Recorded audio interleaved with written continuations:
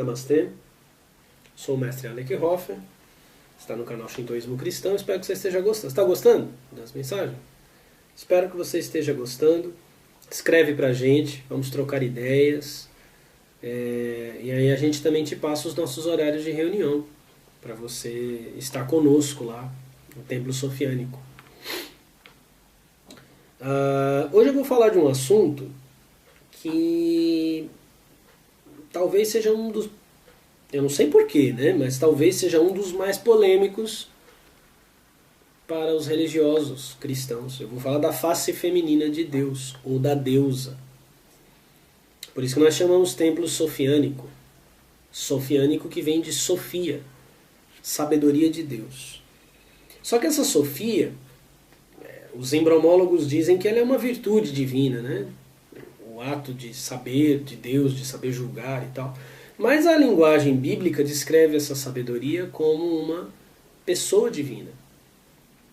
Numa mensagem anterior, eu citei a criação do homem, né?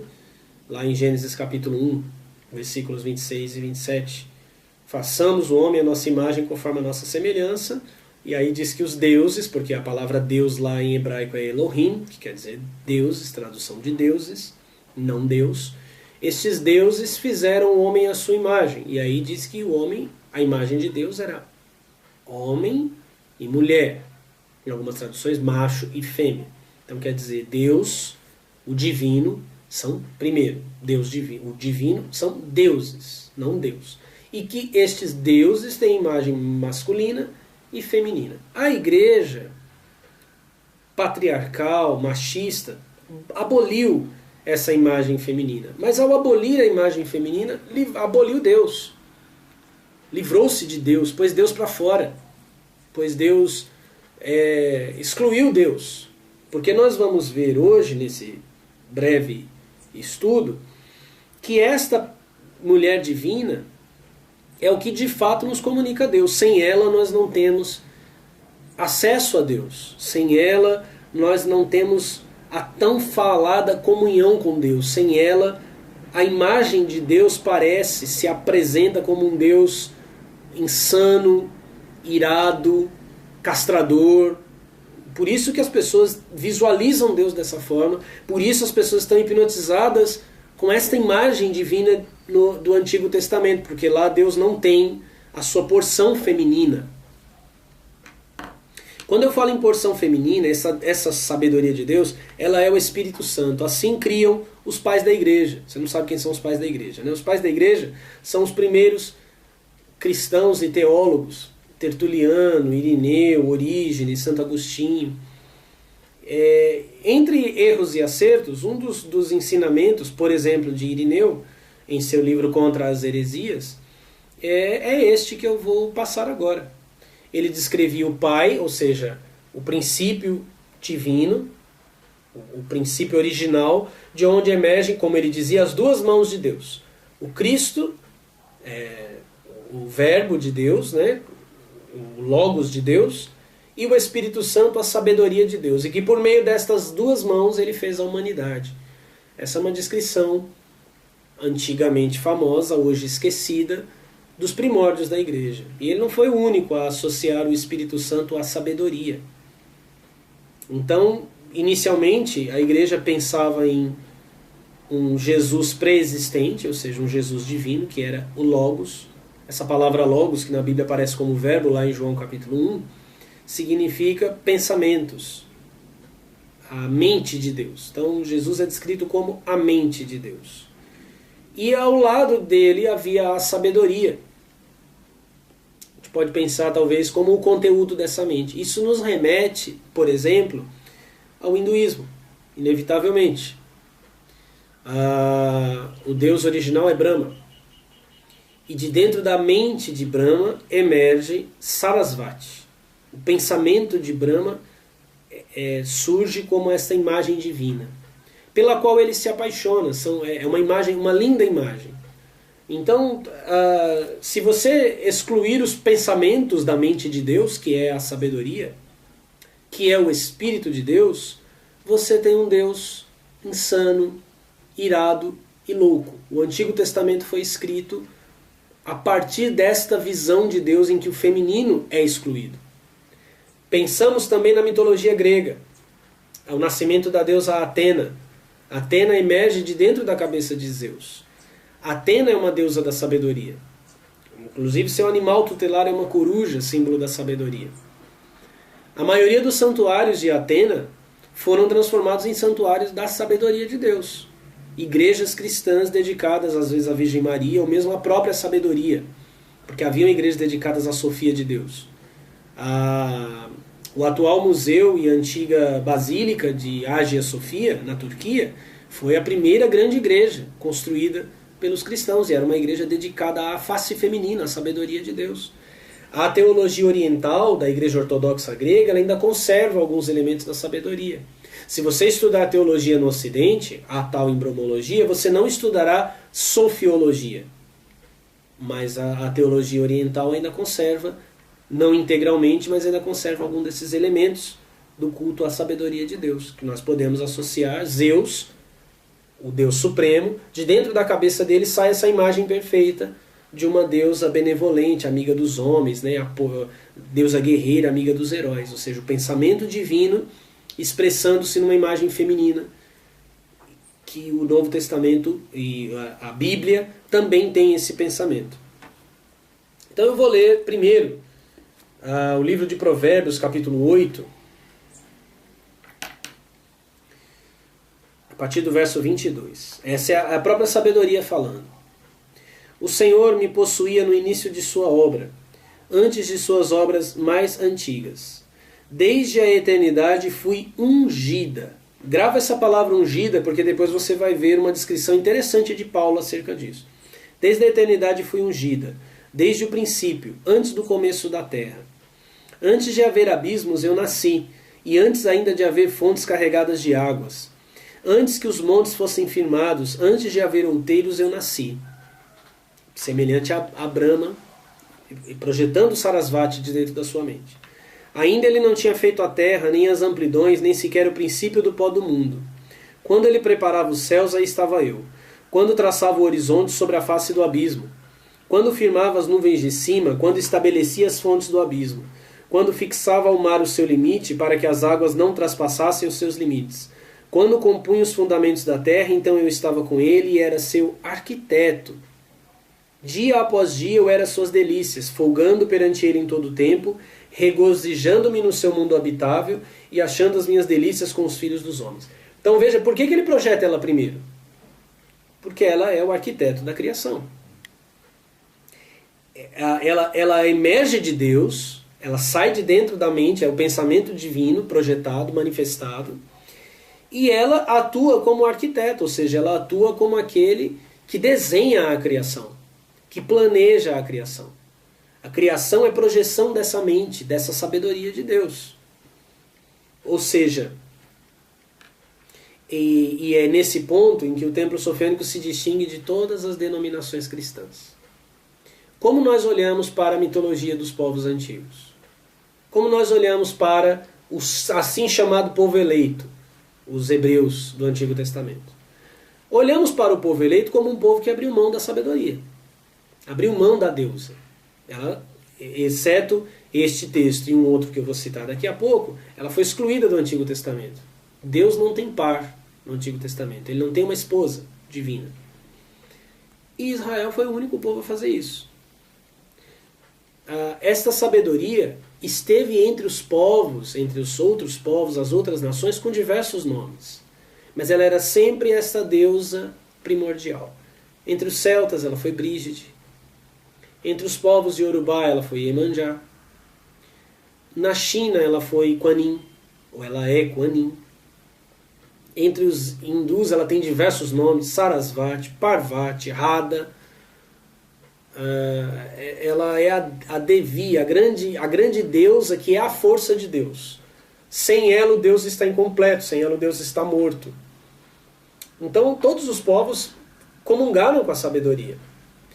A revelação dos mitos e religiões entregues aos povos são revelações da sabedoria.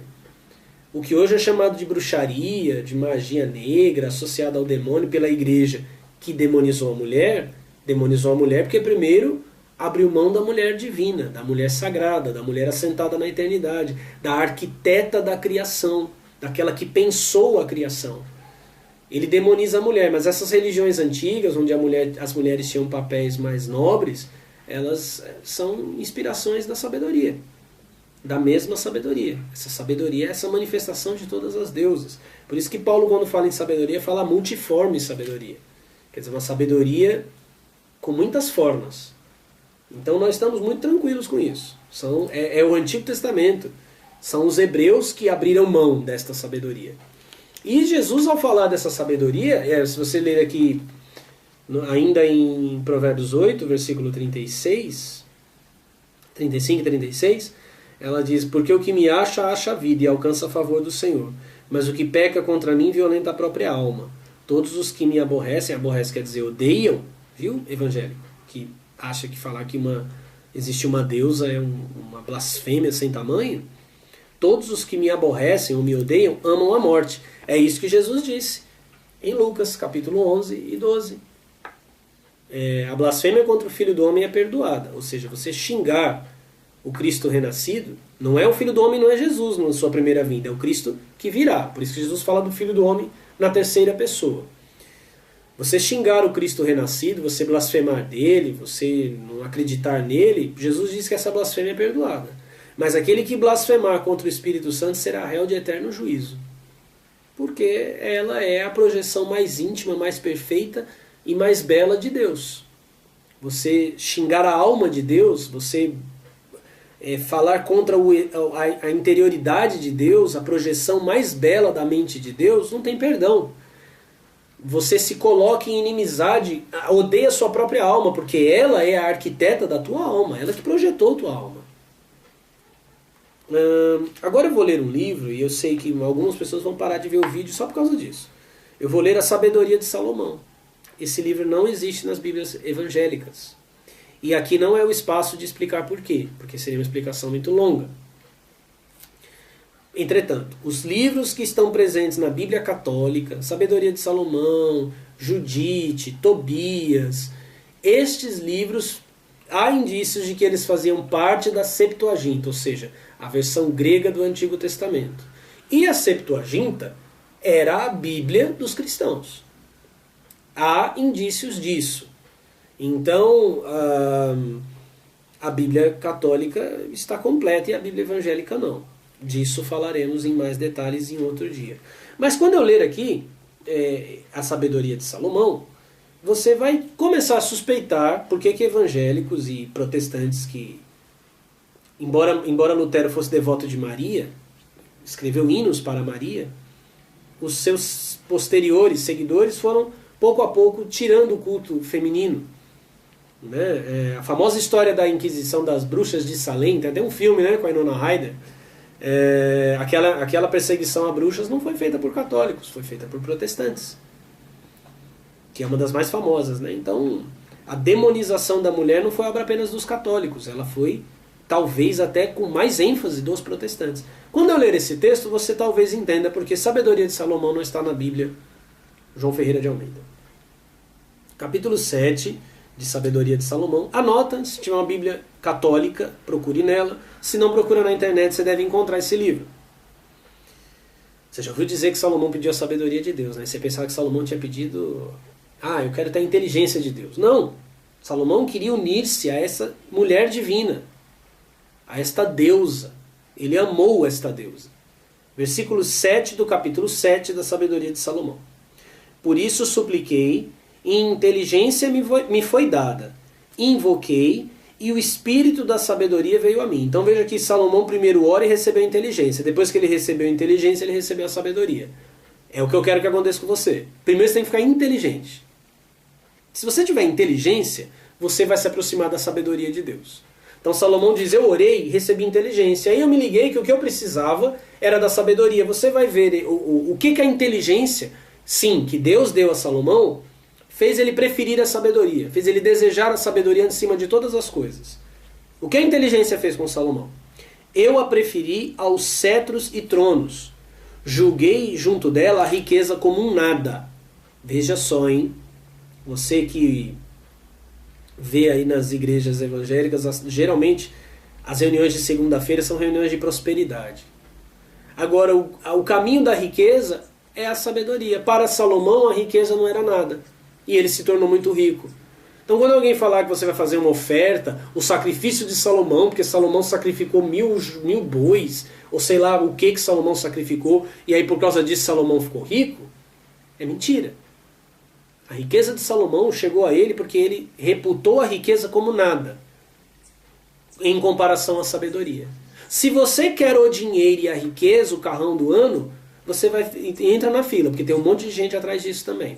Agora, se você receber inteligência para reputar a riqueza como nada em favor da sabedoria, talvez você encontre o caminho da verdadeira riqueza. Ele continua, hein? Não a equiparei à pedra mais preciosa, pois todo ouro ao seu lado é um pouco de areia. Quem consegue pensar isso? Quem pensa isso hoje? Junto dela a prata vale quanto barro. Amei-a mais que a saúde e a beleza. Ele amou a sabedoria mais do que ser belo e do que ter saúde. Eu me propus tê-la como luz, pois seu brilho não conhece o ocaso, quer dizer, um brilho que nunca se apaga. Com ela me vieram todos os bens, de suas mãos riqueza incalculável. Esse é o caminho da verdadeira riqueza. E de uma riqueza estável, que não depende de economia, que não depende de jeitinho, que não depende de esquema. Você não vai alcançar essa riqueza pondo dinheiro em igreja, na casa do Senhor. Você não vai alcançar, você só vai alcançar essa riqueza por meio do verdadeiro amor à sabedoria de Deus. De todos eles gozei, ele diz. De todos esses bens que ela me trouxe, eu gozei, eu aproveitei. Claro, não é idiota, né? Ela trouxe e ele usufruiu de todos eles. Isso não é pecado. Pois é a sabedoria quem os traz. Mas eu ignorava que ela fosse a mãe de tudo. Quer dizer, ele mesmo quando ele recebeu da sabedoria todas as coisas, ele ainda não sabia que ela era a mãe de tudo. Você tem Deus como pai? Eu tenho Deus como pai. O verdadeiro Deus é meu pai. Mas eu também tenho mãe. E você também tem mãe. Existe um pai do teu espírito, não da tua carne. Pai da tua carne é teu papai e tua mamãe. Esse pai que você tem, essa mãe que você tem, são os seus pais. Mas o pai do teu espírito é um ser espiritual, um ser divino. Fez teu espírito à imagem dele. Você também tem uma mãe divina. Ela é a mãe de tudo. Salomão ainda não sabia disso. Versículo 15 do capítulo 7 da sabedoria de Salomão. Que Deus me conceda falar conforme ouço, e um pensar semelhante a este dom. Pois ele não só mostra o caminho da sabedoria, mas também dirige os sábios. Quer dizer, ele aponta para onde ir e também nos conduz até ela. Nas suas mãos estamos nós, nossas palavras, toda a inteligência e a perícia do agir. Agora olha o conhecimento que Salomão adquiriu da sabedoria.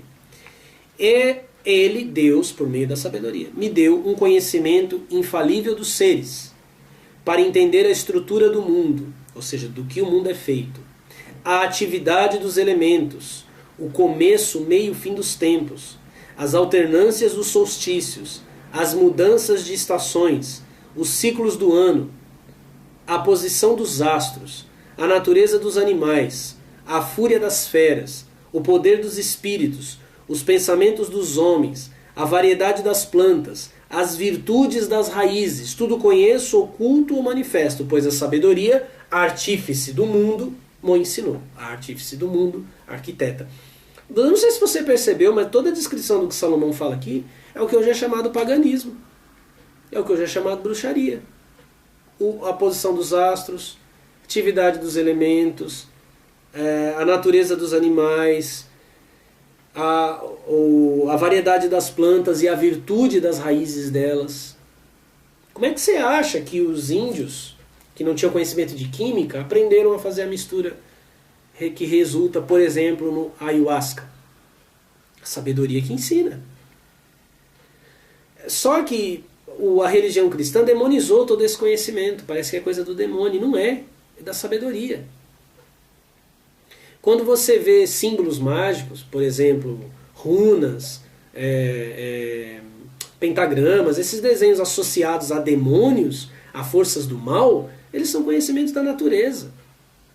um desenho sagrado, um círculo mágico, como wicanos fazem, outros praticantes de magia fazem. O que é um círculo sagrado? Delimitação de um espaço para canalizar a energia da Terra, que é canalizada pela mente. É até científico.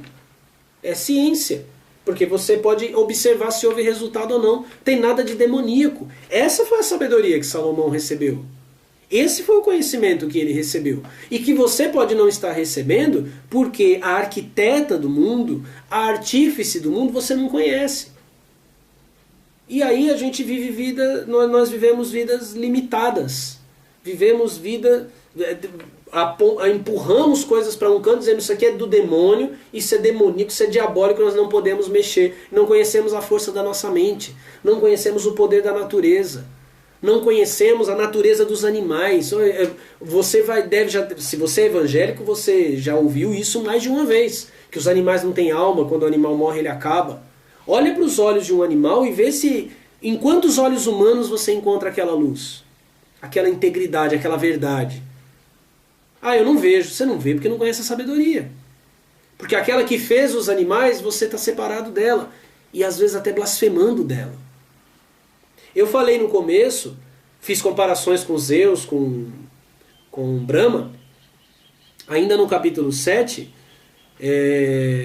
Salomão fala, versículo 25 da sabedoria de Salomão. Ela é o eflúvio do poder de Deus, uma emanação puríssima da glória do Onipotente, como Sarasvati, como Atena. Ela é mais bela que o sol, supera todas as constelações, quer dizer, é aquela mulher vestida de sol que aparece em Apocalipse capítulo 12, que não é a igreja, não é Israel, é a sabedoria. E o texto mais legal que está no capítulo 8, versículo 4. Ela é iniciada na ciência de Deus. Ela é quem decide o que ele faz. Quem manda na casa de Deus é a mulher. Quem manda na casa de Deus é a sabedoria. Aí você acha que não, talvez você se aborreça com o que eu estou falando. O fato disso te ofender significa que nós não conhecemos o verdadeiro evangelho. Lembra que eu disse que em Provérbios 8 ela foi ungida desde o princípio? Né? Você lembra disso? Lembra, né? Então, eu vou terminar mostrando aqui para você o que Paulo diz em 1 Coríntios capítulo 1 e depois no capítulo 2. No capítulo 1 de 1 Coríntios, Paulo fala assim, versículo 23 e 24. Mas nós pregamos a Cristo crucificado. Cristo quer dizer ungido. Esse é Jesus. Cristo crucificado. Que é escândalo para os judeus e loucura para os gregos. Mas para os que são chamados, então presta atenção. A todo mundo Paulo pregava Cristo crucificado. Ok? Mas para os que são chamados, esses chamados são chamados à iniciação. Daqui a pouco eu vou mostrar por que eu estou falando isso. Tanto judeus como gregos lhes pregamos a Cristo, de novo ungido. Poder de Deus e sabedoria de Deus. Ou seja, aos judeus e gregos, para o geral, Paulo pregava Cristo crucificado, os benefícios dessa crucificação. Esse Cristo é Jesus, o ungido de Deus. Mas para os que eram chamados para a iniciação, tanto judeus como gregos, ele pregava outro Cristo, que é a sabedoria de Deus, aquela que foi ungida no princípio lá em Provérbios 8. Por que eu digo que esse chamado era chamado para a iniciação? No capítulo 2, Paulo está falando e ele está refutando pregadores que foram à igreja, que diziam que as palavras, que Paulo não tinha palavras profundas, que Paulo não pregava coisas, grandes mistérios. Ele, em 1 Coríntios capítulo 2, versículo 6, diz assim: Todavia falamos sabedoria entre os perfeitos, não porém a sabedoria deste mundo, nem dos príncipes deste mundo que se aniquilam, mas falamos a sabedoria de Deus oculta em mistério, ao qual Deus ordenou antes dos séculos para a nossa glória. O que é isso que Paulo está falando? Esta palavra mistério, ela é uma palavra que vem dos cultos gregos, do culto a Mitra, ela vem também do culto egípcio, vem dos mistérios de Eleusis, vem dos mistérios de Ísis. O que é mistério? Mistério quer dizer estar com os olhos vendados. Ou seja, apenas por meio de um ritual de iniciação, estas verdades podem ser efetivamente compreendidas. Então os chamados, Paulo diz, existem... Eu não falei para vocês aí em Corinto da sabedoria, porque nenhum de vocês foi chamado para iniciação. Eu não falei mesmo. Eu só falo da sabedoria entre os perfeitos. Para os que não são perfeitos, ela está oculta em mistério. Ou seja, a verdade só pode ser compreendida praticamente. por vivência, e essa vivência é feita dentro de uma iniciação. Por isso que ele diz depois, no versículo 9, mas como está escrito, as coisas que o olho não viu, não viu porque está vendado. O ouvido não ouviu, não ouviu porque não é perfeito e não pode receber. E não subiram ao coração do homem. Nenhum homem pensou nelas. São as que Deus preparou para os que o amam. O amam. Mas quem o ama? Eu amo a Deus e chora na igreja. Não é isso. Provérbios capítulo 8. Os que me amam, eu os amo. Os que me aborrecem, odeiam a própria vida. Então quem ama a Deus é quem ama a sabedoria dele. Por isso que a sabedoria que é o Espírito, Paulo diz, mas Deus nolas revelou. Essa palavra revelou é a palavra do livro do Apocalipse. Quando você lê lá Apocalipse, quer dizer revelar. Revelar é tirar o véu. Então a sabedoria está oculta em mistério. Só que Deus revelou essa sabedoria para alguns, esses que são chamados de perfeitos. Deus nolas revelou pelo seu Espírito, porque o Espírito penetra todas as coisas. Por isso que quando Salomão recebe a sabedoria, ele entende tudo do universo. Ele entende o mecanismo, o movimento das estrelas, do sol, dos astros, a alma dos animais, o íntimo dos homens, a variedade das plantas, porque o Espírito penetra todas as coisas, ainda as profundezas de Deus. Porque ela saiu de dentro de Deus, como eu li lá em Provérbios, como eu li na sabedoria de Salomão. Paulo está dizendo o seguinte: olha, gente, eu posso falar da sabedoria, mas oculta em mistério. Se vocês não tiverem a experiência do encontro com ela, se vocês não foram chamados para a iniciação, vocês nunca vão compreendê-la. É o estado que as pessoas estão hoje. Elas estão nas igrejas aí prometendo coisas que elas não podem dar. Elas não têm Deus. Eles não têm Deus. Porque quem não tem a sabedoria, quem não tem o Espírito de Deus, não tem Deus. Eu tenho muito a falar ainda sobre isso.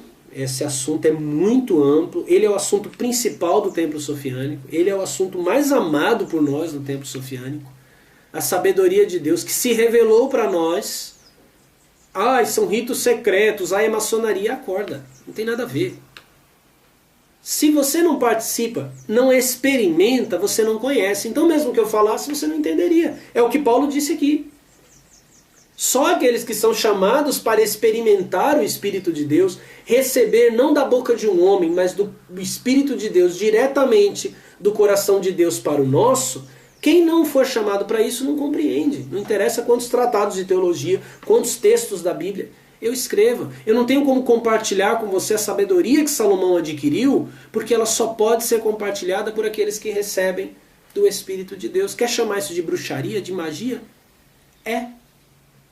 Acontece que a magia, a bruxaria, que eram ciências dos povos antigos, era a ciência dos povos do passado, os cultos a Thor, os cultos a Odin, os cultos aos deuses gregos, que eram a ciência do povo do passado, revelada pela sabedoria, foi demonizada pelos inimigos do Espírito de Deus. Por isso que hoje parece uma coisa demoníaca. Mas o demônio não existe. O que existe é o Espírito de Deus penetrando, entrando e conhecendo todas as coisas e querendo revelar para você a verdade do universo no qual você vive, a verdade da tua mente, a verdade do teu espírito, a verdade do teu coração, a verdade que religião nenhuma, embriomologia nenhuma é capaz de te revelar. É isso que nós aprendemos no templo sofiânico.